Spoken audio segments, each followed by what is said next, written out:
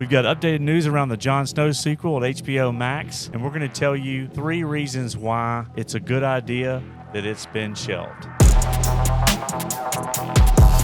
We've been talking about Jon Snow, the sequel, amidst all the other Game of Thrones stuff that's come out the last year or two, and the success of House of the Dragon and all the news around what shows or series would they greenlight and, which ones would they not, right? Because you don't want to have overload. You don't want to dilute your brand with too much, right? We've seen that with other brands.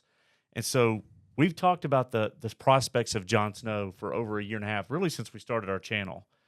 And now today we've got some definitive news from Kit Harington himself, basically confirming what we've known for a little while is that it's you could say canceled. He says off the table, shelved. But we'll talk about, before I get your thoughts, I'm going to read, according to his interview that he gave with ScreenRant. He made comments about it. He said, I haven't really ever spoken about it because it was in development. I didn't want it leaked out that it was being developed, and I didn't want the thing to happen where people kind of start theorizing, getting either excited about it or hating the idea of it when it may never happen. Because in development, you look at every angle and you see whether it's worth it. And currently, it's not worth it. Currently, it's off the table because we couldn't find the right story to tell that we were all excited about enough. So we decided to lay down the tools with it for the time being. There may be a time in the future where we return to it, but at the moment, no, it's firmly on the shelf. So first of all, is that a good idea to basically not move forward at this point, do you think, with the Jon Snow series? Yeah, I mean, it's hard to write a show that takes place after books that have never been finished, Right. So, I mean, you're writing this show that would chronologically take place after the entire Game of Thrones series, and we still have 2 books left. Right. And we don't know. There could be some changes that he wants to implement in the books. So, yeah, I mean, all the other shows are being based off stuff that's been finished. Right. With the exception of Duncan Egg has more story to tell, but Right. there's enough material at least to get started. But A Night of the Seven Kingdoms is based on Duncan Egg, the novellas. It's the hardest to get. It was the hardest to get right, though, I think. Yeah, and you go to my first key point of why I think it's a good idea right now. I have 3 key reasons why I believe it's a good idea to not move forward. The first is what you just touched upon.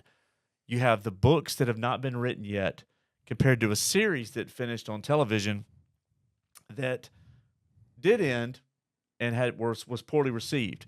So it's a pretty good bet that the storylines in Winds of Winter and A Dream of Spring are going to be different. There will be some similarities, but you can bet that there are going to be some differences in the story of Jon Snow within the greater Song of Ice and Fire in Westeros and Beyond the Wall that George R. R. Martin has not told yet. So putting this show out is a huge challenge to the continuity because the books, at least Winds of Winter, is going to come out. I know some people believe it will never come out, but it will.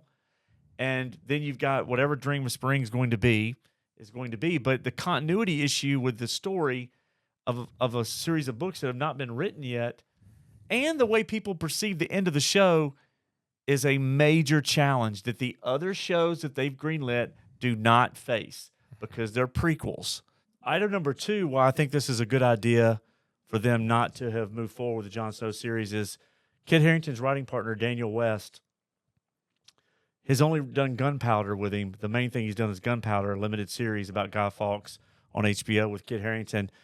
And I don't think he has the pedigree to be able to tell something that's this pivotal for a huge IP like what I call a Song of Ice and Fire or Westeros, right? So I think that's a major issue. Whatever they've submitted to Casey Bloys and HBO and George R. R. Martin, clearly from a writing standpoint, has not been up to par with what they expect for something that they're obviously building this brand out.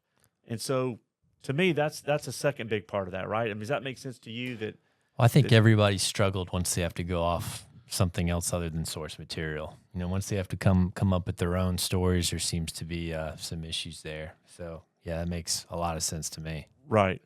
Yeah, and then look, the third big part about this is, it's two parts to it. To the third final part is that this is about Jon Snow. It's a character study, and you heard Kit talk about the PTSD he's suffering from beyond the wall. And that's not what Westeros is. Westeros is world building. It's about many characters. It's about many places. It's about multiple storylines interweaving to form a larger story, which not saying they couldn't achieve that with a focus on Jon, but that's not really what made Game of Thrones what it was. And so you're deviating from really the blueprint if you're just going to focus on Jon Snow. Right. And so that combined with the fact that there's multiple series already actively being worked right now. House of the Dragon Season 2 is about to hit. We're going to have 4 seasons of that. We also have A Knight of the Seven Kingdoms based on Duncan Egg, the Hedge Knight, which is moving forward filming this year, actually in a month or two. And the castings just happened with Peter Claffey and Dexter Soul in Answell as Sir Duncan the Tall and Aegon Egg. So we've got those shows moving, and then Aegon the Conqueror is being developed in an animated series of the Valyrian fleet and Corlys, so the Sea Snake. You have so much going on, and where are you going to fit in a Jon Snow series? Right now, they need to wrap up some of the stories they've got, and I don't think they're going to work with anything any more than 2 series at one time. Duncan Egg and or Knight of the Seven Kingdoms and House of the Dragon. So, where does Jon Snow fit into all that? They don't want to dilute the brand. I think that's a problem too. The timing is wrong, right? Yeah, I mean, the biggest problem is he needs to finish the books because it's going to be hard to tell any story that takes place after Game of Thrones. Anything after Game of Thrones until the books are finished. Runs into that issue, right? He's got to finish the books. So until then, it's going to be prequels and side stories. Right. So they're trying to buy time. Which can still be entertaining, but I think that is a major weakness with this franchise is you're hamstrung by, you don't have George R. R. Martin's lack of urgency in finishing the books. Right. Look, maybe not the news some of you wanted to hear. Maybe it is the news that others that you did want to hear as far as not moving forward with Jon Snow. What do you think about it? Are you looking forward to A Knight of the Seven Kingdoms, House of the Dragon Season 2, Aegon the Conqueror, or would you rather have seen this Jon Snow series? While you're letting us know what you think, do us a favor, smash that like button, hit the notifications bell for future content, and do us the biggest favor, hit subscribe so we can continue to grow our channel and TCB.